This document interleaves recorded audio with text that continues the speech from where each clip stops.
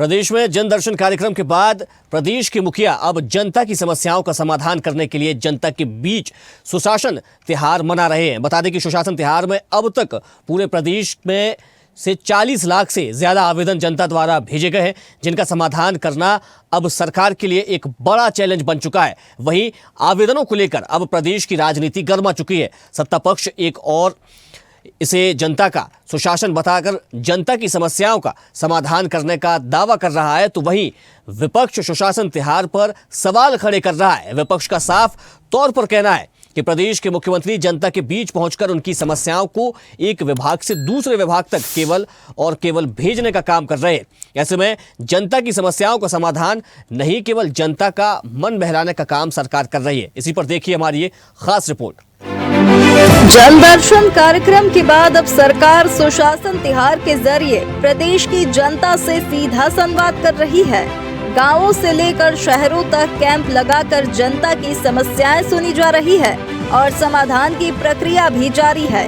मुख्यमंत्री खुद जिलों का औचक निरीक्षण कर रहे हैं और अधिकारियों को त्वरित कार्रवाई के निर्देश भी दे रहे हैं। सुशासन त्योहार को लेकर प्रदेश के कैबिनेट मंत्री टंकराम वर्मा ने सुशासन त्योहार को जनता के लिए एक सुनहरा अवसर बताया, जहां जनता की समस्या सीधे प्रदेश के मुखिया सुनते हैं।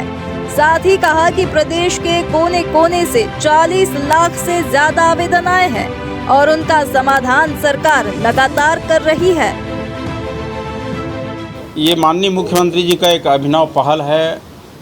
जैसे छत्तीसगढ़ में सरकार बनी तो उस समय विधानसभा चुनाव के समय जो मोदी जी की गारंटी की बात किए थे और बहुत सारी बड़ी बड़ी घोषणाएं भी किए थे, और आप सबको पता है कि 100 दिन के अंदर बड़ी बड़ी जो घोषणाएं हैं, चाहे हम महतारी वंदन की बात करें, चाहे बोनस की बात करें, चाहे धान की कीमत की बात करें, चाहे तेंदुपत्ता बोनस की बात करें, सभी बड़ी बड़ी योजनाओं को धरातल पे लाया है और आज छत्तीसगढ़ वासियों को उनका पूरा लाभ मिल रहा है।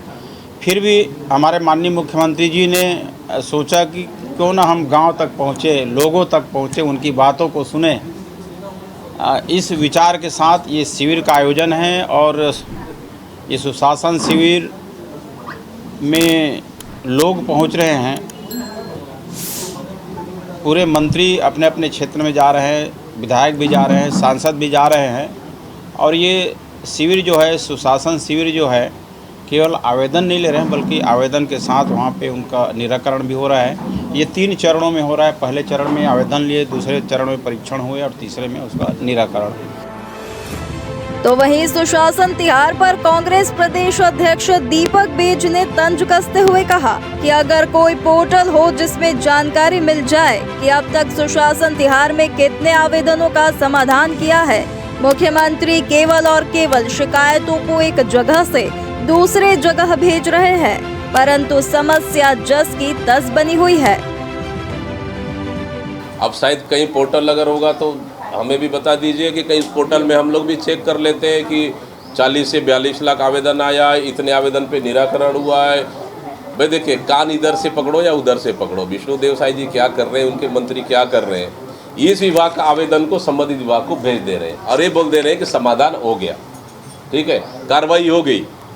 अब उसको इस विभाग से उस विभाग को चिट्ठी को ट्रांसफ़र करना ही अगर समाधान कर रहे हैं तो बधाई भाई उनको। यही विष्णु का सुशासन है तो अच्छा है। जहां एक और सरकार इसे जनता के लिए बड़ा संवाद मंच मान रही है, वहीं विपक्ष इसे सिर्फ चुनावी प्रबंधन और प्रचार बता रहा है। 40 लाख से ज्यादा आवेदन मिलने के बाद अब सरकार के सामने बड़ी चुनौती समाधान की पारदर्शिता और गति है। वीडियो जर्नलिस्ट शशिकांत वर्मा के साथ सुधीर वर्मा की रिपोर्ट। देखते रहिए स्वदेश न्यूज। अगर आप इस वीडियो को सोशल मीडिया हैंडल फेसबुक या इंस्टाग्राम पर देख रहे हैं तो हमें फॉलो करें। अगर यूट्यूब पर देख रहे हैं तो सब्सक्राइब करें और बेल आइकन दबाना ना भूलें।